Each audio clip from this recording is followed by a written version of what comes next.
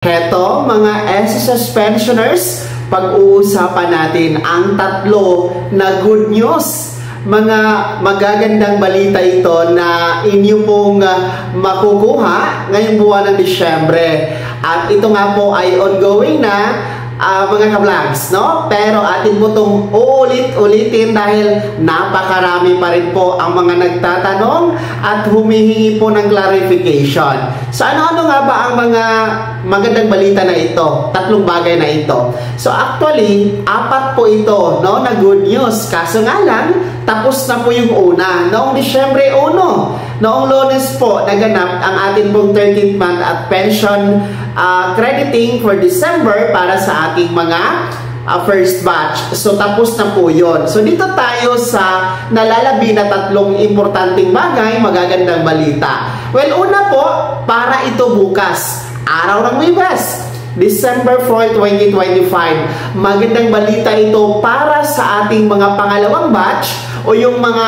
tumatanggap po ng pensyon tuwing ika-16th day of the month. Sapagkat bukas na po, schedule nyo na para po sa inyong December regular pension plus your 13th month. Kaya doble po ang makukuha ninyo bukas, mga pangalawang batch. So, ang tabayaran nyo po sa inyong ATM card, no? Actually, kahit mamayang gabi po, maaring meron ng laman ang inyong ATM card. Kaya mas magandang i-update nyo na lang po, no?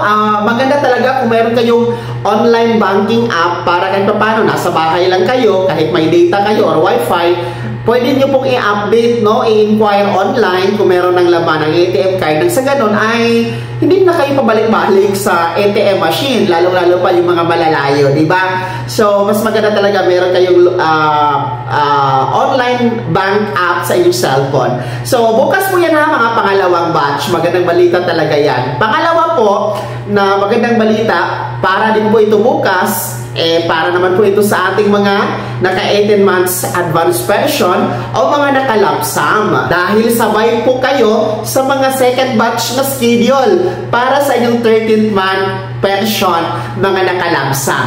So, ang kaibahan lang talaga ha, mga naka-lump-sum doon sa mga second batch, doble po ang sa kanila. December regular pension plus the 13th month. Pero ang sa inyo, mga naka-lump-sum, is only 13th month ang makikredit sa inyong ATM card bukas. Wala ng pension kasi nga po, na-advance nyo na yung 18 months, di ba? So, ang hindi lang kasali sa na-advance nyo, ang 13th month. At yan nga po ang ibibigay at makikredit sa inyong ATM card bukas. So, magandang balita kayo paano. Hindi pa rin po kayo naiiwan o hindi kayo nakakaligtaan ng SSS, mga nakalamsan.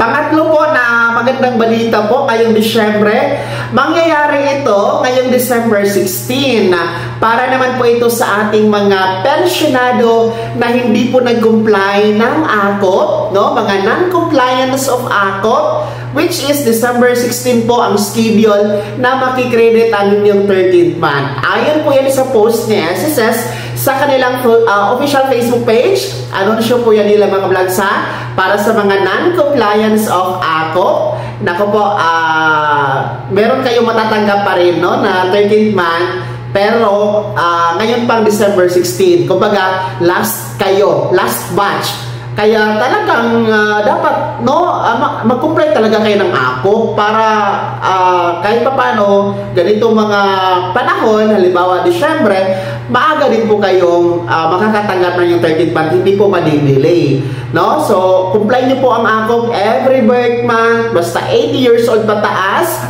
nasa Pilipinas o nasa abroad, ma-retire ka man, survivor, or death, tawag natin mga total disability pensioners, dapat talaga mag-comply ng AKOP. Pero, okay lang yan. Kahit December 16 na kayo, mga non-compliance of AKOP, kahit pa paano, may pera pa kayo, no? Sa Pasko, hindi mauubos agad-agad, no?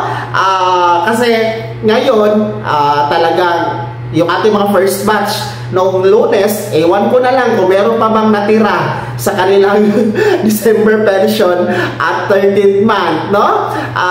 Malayo pa ang Pasko, baka ubos na. Pero kahit pa paano, ay ating mga non-compliers kay December 16, medyo malapit pa doon sa December 24. Siguro may maiiwan pa pang Noche Buena. So yan po ha, ang mga magagandang balita pa na mangyayari pa ngayong Disyembre. Una, bukas, para sa ating mga nakalapsap at second batch, kayo na naman po ang makakatanggap ng 13th month. Then, yung ating mga non-compliance of ACOP, December 16, ang tabayanan nyo po. So, yan po ha, mga ka-vlogs, ang inyo pong magandang balita na maagang pamasko hatid po ni SSS. Maraming salamat sa panonood at huwag nyo kaligtaan na magtanong sa akin ha, ng mga katanungan nyo, lalo-lalo pa sa mga hindi pa nakakatanggap ng pension plus the 13th month. I-message nyo ako sa aking Facebook page o di kayo naman po mag-comment lang kayo sa comment section na nasa baba. Maraming salamat po. God bless us all.